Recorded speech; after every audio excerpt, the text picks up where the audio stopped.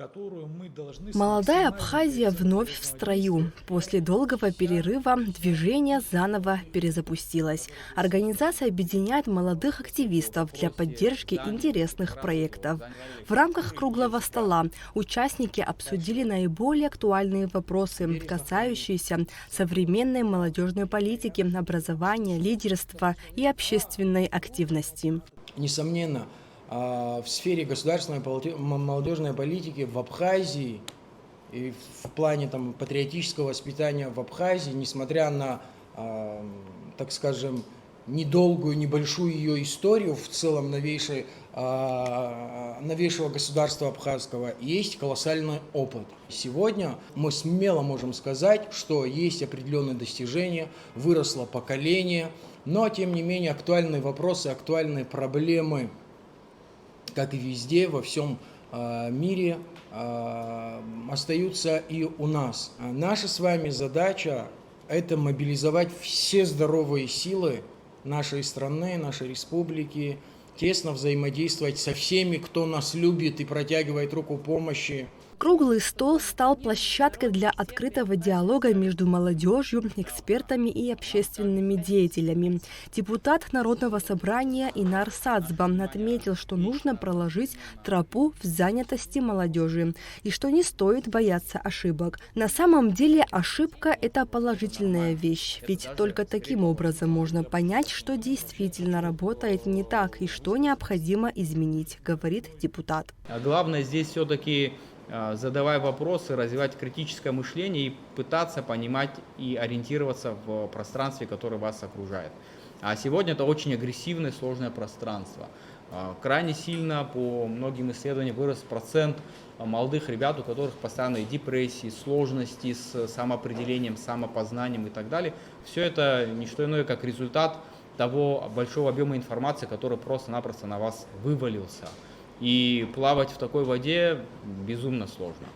Поэтому мы все-таки со своей стороны, опять-таки наблюдая же за вами, пытаемся вам подсказать. То есть задавайте себе вопросы, ищите оптимальные пути. Обращаясь к молодежи, директор представительства дирекции Всемирного фестиваля молодежи в Абхазии Юлия Красцова отметила, что только живое общение закрепляет работу любой встречи. Так их дирекция провела ряд проектов, направленных на подрастающее поколение. Впереди у нас фестиваль в Екатеринбурге в сентябре, порядка 200 участников будет. В этом году просто невероятное количество заявок. Мы видим активность молодежи, там порядка 500, чуть меньше заявок поступило. Это говорит о заинтересованности, вовлеченности молодых людей интегрироваться в молодежное сообщество мира в целом. Порядка 190 стран у нас будет представлено на фестивале, поэтому, ребята, кто попадет, кто поедет, пожалуйста, пользуйтесь этой возможностью, знакомьтесь, показывайте себя, показывайте свою страну, потому что важно помнить, выезжая за пределы своей страны, вы ее представляете на самом высоком уровне. Заместитель председателя движения «Молодая Абхазия» Денис Соломка рассказал молодежи о добровольчестве в Абхазии. По его словам, в нашей стране работали многие организации, от союза студентов до волонтерских движений. И все идеи от участников рождались от души. Соломка посоветовал нынешней молодежи участвовать во всех проектах, ведь окно возможностей уникально. История волонтерства в Абхазии, если кто-то не знает, оно началось не вчера. Это давняя история еще с послевоенных, я бы, наверное, даже сказал, лет, которые занимались люди, кто-то в КВН начинал, кто-то в зачатках общественной деятельности, тогда еще в послевоенной Абхазии.